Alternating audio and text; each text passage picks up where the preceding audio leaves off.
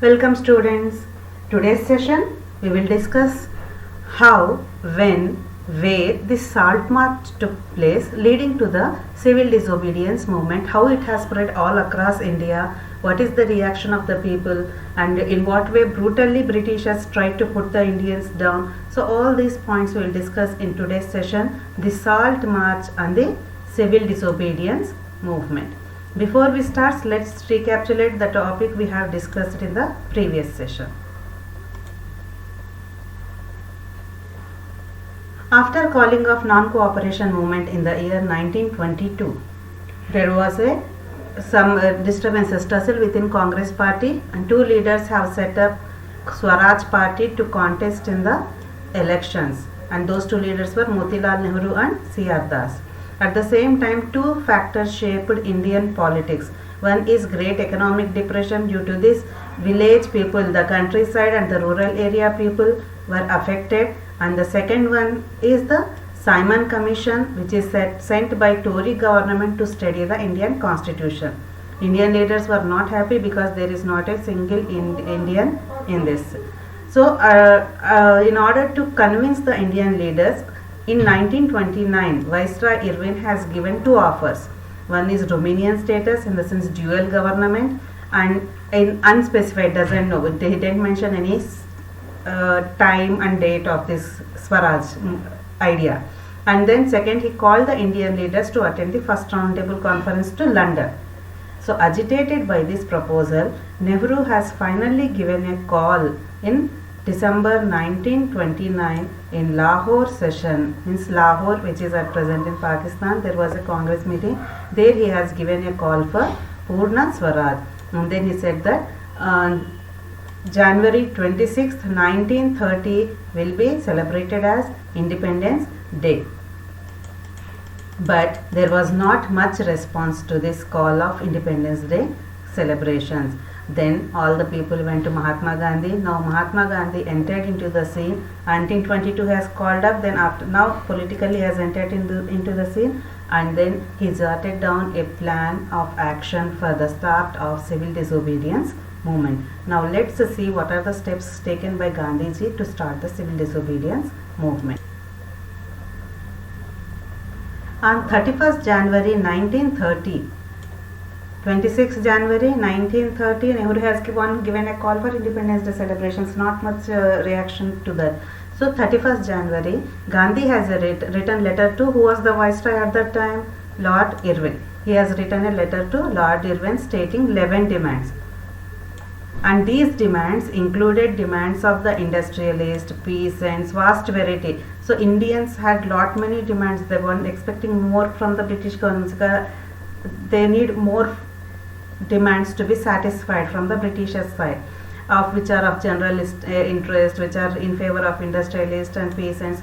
Like that 11 demands he has written to Lord Irwin, and he said that accept these 11 demands. If you won't accept this, I am going to start a civil disobedience movement. Clear? So what he has done, so here see, the idea was to make demands wide ranging so that all the classes within Indian society could identify with them, and everyone could be brought together in a united campaign. Gandhiji's idea was to make it a mass struggle. So in order to make a mass struggle, every section of the society need to be included. So he has included everyone's demand, higher society, lower society, industrialist, workers, peasants, everyone's demand he has included it in that letter, so that everyone can be involved into it. But among all those 11 demands, he found one demand more important, and that is the salt tax. And here comes the important question of this lesson also. Like, why did Gandhiji chose salt tax only, abolition of salt tax only? Because there were 11 demands. Out of those 11 demands, Gandhiji has chosen salt tax as one of the important reason. Salt is consumed by the rich and poor alike, everyone. So every section of the society is involved, and it is one of the most essential food items. Then what is this salt tax? Salt, everyone knows very well how the salt is made. ocean water, if we separate it and dry it, it becomes a salt. It's a natural thing, no need to use anything here. A naturally available thing also, the British government has imposed tax on it, and Indians should not make the salt. Indians are not eligible to make the salt or to sell the salt in the market. They have monopoly over its production. Monopoly in the sense overall control on salt is in the hands of the British government. They only will make and they will only sell in the market, and further tax need to be paid by the Indian people for purchasing it. Clear? So he found that this is most oppressive phase of the British rule, exploitation, because everyone needs the salt and it is a naturally available thing. For that also we need to pay the tax. So that is the reason Gandhiji, and everyone is involved, rich, poor, every section of the society is involved in it. Then he can make it as a mass agitation. So you may get a question, why Gandhiji has chosen salt for to abolish salt law, to start the civil disobedience movement. Then all these points are to be covered. Clear? Then next question comes, how did he start this movement? Now arises the next question, how and when Gandhiji started this movement? So we call it as famous Salt March, or it can be called as Dandi March. So Gandhiji has written a letter to Irvin in January, means 31st January he has written a letter, and he has given time till 11th March. He said that till 11th March ultimatum like to the British government. He said that if our demands are not fulfilled by 11th March, I am going to start, in the sense the Congress would launch a civil disobedience campaign. And Irvin, as usual, unwilling to negotiate, he thought that okay, what it be, non-cooperation movement also they have started and called off. Even this is also one more movement, it won't affect us. He thought like that, but it was a wrong mistake by him. So Gandhiji started. So no, Irvin didn't respond. Till 11th March Gandhiji waited, no response. Then on 12th March Gandhiji started his famous Salt March, also known as Dandi March. From where? From Sabarmati Ashram, from the place where he is living. From Sabarmati Ashram to the Gujarati coastal town of Dandi. Why Dandi here? For making salt, what do we need? Coastal area, sea water. Yes. So he has to go to the coastal town. So from Sabarmati Ashram he has chosen a place, a Gujarati place, that is Dandi. So have a look at the map. This is Gujarat, and this is Gandhiji's ashram, Sabarmati Ashram in Gujarat. Sabarmati Ashram is here. So, and this is Dandi, ending point. This is Dandi coastal area. So from Sabarmati Ashram to Dandi, total length is 240 miles. In between these many are the villages he has to cover. So what he has done, 240 miles. Every day 10 miles he has planned to walk. And all this place he has gone walking itself, no vehicles, nothing. Just by walk. And he has chosen 78 volunteers, his trusted 78 volunteers. Because this long route they have to cover by walk. So he has chosen the people who can walk along with him all the distance. Daily 10 miles they have to walk, and in between they'll stay near these villages. So wherever Gandhiji has stayed for that particular day, there he had a meeting, he had a discussion with the nearby village people, and then he explained his idea, his concept of Swaraj to all the people. So when he started from Sabarmati, there were only 78 people. By the time he reached Dandi, some thousands of followers are following him.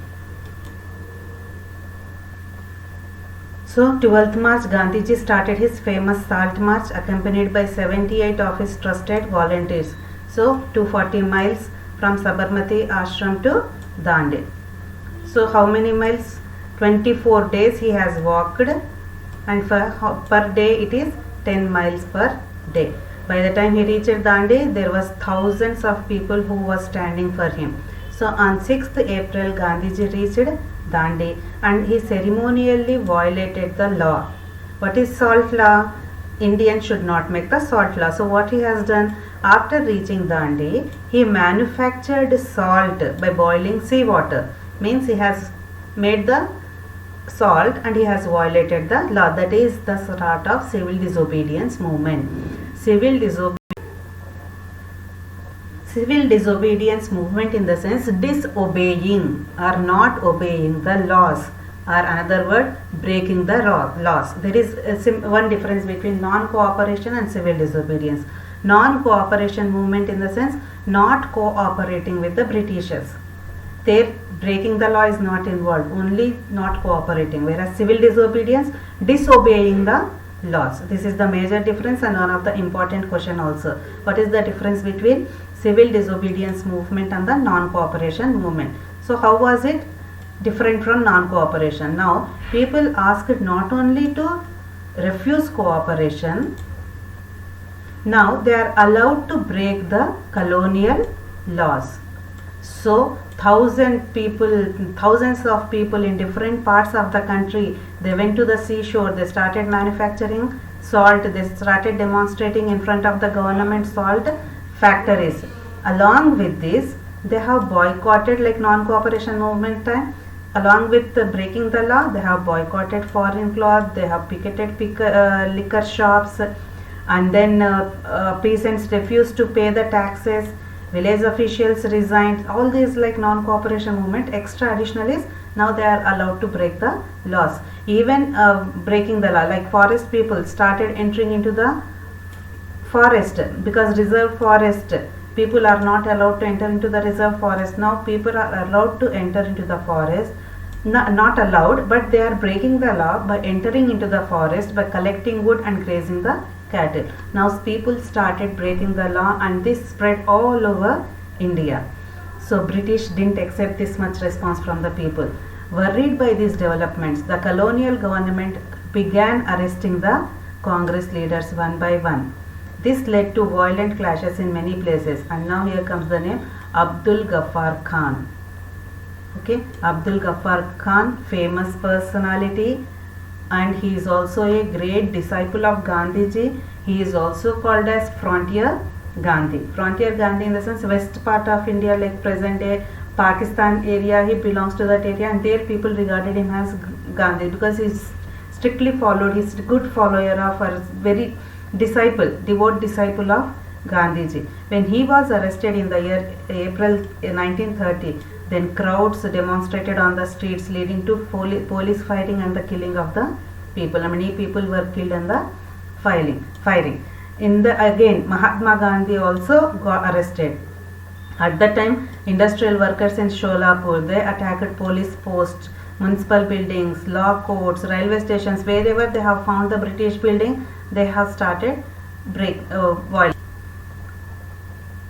Law courts, railway stations, so wherever they found the British symbol, they started attacking them. So frightened by this, with this attack, violence by the people, now the British government has become more brutal. Now they started attacking women, children, nearly 1 lakh people the British government arrested and kept in jail. So a lot of violence spread all over India, which is against the rule of Gandhiji. Because Gandhiji wanted to protest with non-violence alone, but now violence spread all over India. So with this, Gandhiji decided to call off the movement. 5th March 1931. So 12th March Gandhiji started salt march. 6th April he has broken the salt law and started the civil disobedience movement. Exactly nearly after 1 year, 1931. 1930 has started. 1931 Gandhiji has called off this civil disobedience movement, and he has come into a contract with Irwin, in an agreement with Irwin. We call it as pact.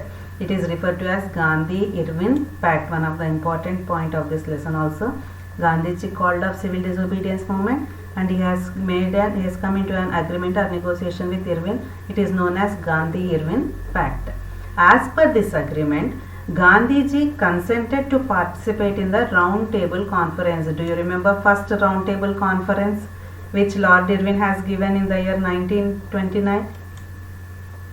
Okay, have a look at this.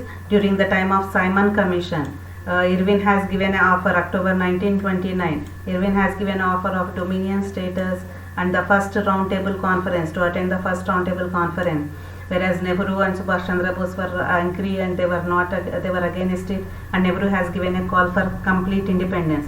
Now again the same offer has come. Now Irwin has offered Gandhiji to attend the second round table conference, which is going to be held in London, and Gandhiji has accepted for it. In turn, what Irwin has to do, what the British government has to do, they have to release all the prisoners from the jail. Like nearly 1 lakh prisoners were there, Khan, Abdul Ghaffar Khan, Nehru, everyone in the jail.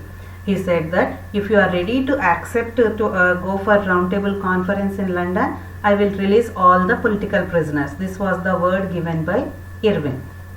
Okay, as per the agreement, Gandhiji, December 1931, Gandhiji went to London for the conference, but he was very much disappointed by the way the meeting is conducted, the conference held. He doesn't like the offers given by the British government. Disappointed, Gandhiji returned back to India. Gandhiji has kept his word that he will go to second roundtable conference, and he went and he came back. What about Irwin? What did he say? That he said that he will release all the political prisoners, no? But when Gandhiji has come back from that London tour, still Abdul Ghaffar Khan was in jail, Jawaharlal Nehru also in jail, and Congress party declared illegal. So you can see the nature of the British. They were not ready to keep their word.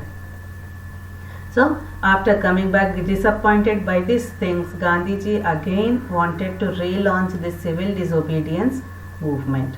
But this time people were not happy with the Gandhiji's decision of calling off in the year 1931. When now second time when he has given a call, people didn't took active part in the movement. We'll see what are the things, how participants are the movement. Next topic we will discuss about this.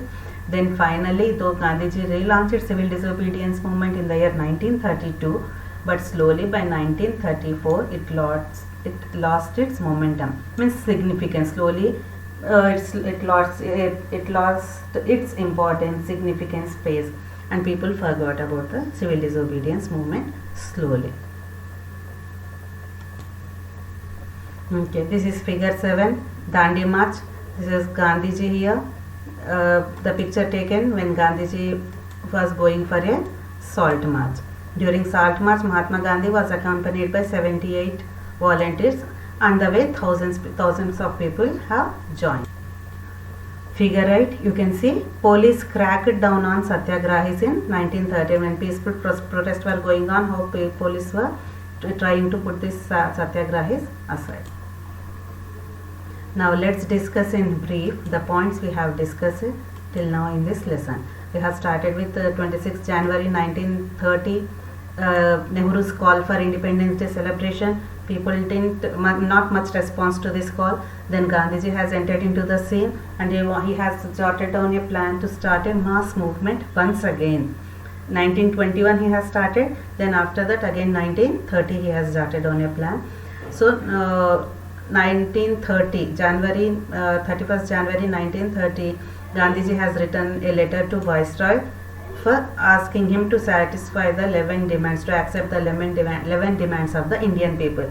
If not, he will start the civil disobedience movement. He has given the ultimatum till 11th March, whereas Irwin has not given any response to that letter. Then, as per the promise, 12th March, Gandhiji has started the salt march. Then why salt? There were 11 demands. In those 11 demands, Gandhiji found that salt is a thing which is a daily necessity, and it includes rich and poor, everyone. So it can be every people is involved into this. Now second one, salt is a natural product available made from a seawater. Even there also British has shown its exploitation. No Indian is allowed to make the salt.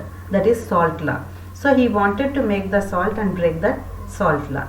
Then in order to break the salt law, he started his journey from Sabarmati Ashram to Dandi. And the journey time is 240 miles. So 24 days he has went. 10 miles per day. When he has started 78 volunteers, by the time he reached Dandi, there were thousands of followers were behind him. So 6th April he reached Dandi. On 6th April, Gandhiji has broken the salt law, and this way, by breaking the laws, in the sense, start of the civil disobedience movement. Civil disobedience movement in the sense disobeying the laws, not following the laws, whereas non-cooperation only not cooperating with the British. So here breaking the law is the start of the movement. So by breaking the salt law, Gandhiji has started the civil disobedience movement, and it has spread like wildfire all over India. Many people have actively participated, but finally leading to violence. Lakhs of people were arrested and kept in jail, including all the prominent leaders, Nehru, then Abdul Ghaffar Khan, including Gandhi also was arrested and kept in the jail. Looking at the spread of violence, Gandhiji on 5th March 1931 finally called off the civil disobedience movement, and he went to an pact or agreement with Irwin. It is known as Gandhi-Irwin Pact. As per that agreement, Gandhiji has to attend for second roundtable conference to be held in London, and Irwin will release the political prisoners. Gandhiji has done his work. He went and attended the second roundtable conference, but in vain. Disappointed, he has come back because there nothing they discussed about Indian constitution, Swaraj, nothing has been discussed. Instead of they discussed about communal politics, which we discuss in the further session. Whereas as per the pact, Irwin should release the political prisoners, but he didn't release. After coming back, Gandhiji has seen that Nehru still in the jail, Abdul Ghaffar Khan still in the jail, Congress declared illegal.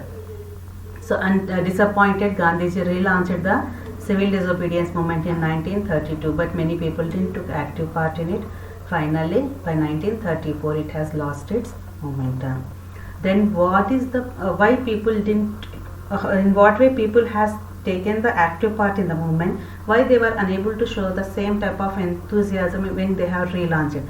These points we'll discuss in our next session. How people saw this movement, how these people have saw and how they have taken part in the movement is our next session. So if you have any doubts, you can message me. Thank you. 1930. He sent a letter to Lord Irwin stating 11 wide-ranging demands of various classes of India. He also stated the launch of civil disobedience in case the demands of people were not met by the 11th of March. When Irwin refused to negotiate, Mahatma Gandhi launched a salt march from Sabarmati Ashram to the coastal town of Dandi in Gujarat. Dandi March served as a good communication platform as Mahatma Gandhi stopped at villages and told people about his vision of Swaraj. Mahatma Gandhi broke the salt law, and Indians manufactured salt by boiling sea water.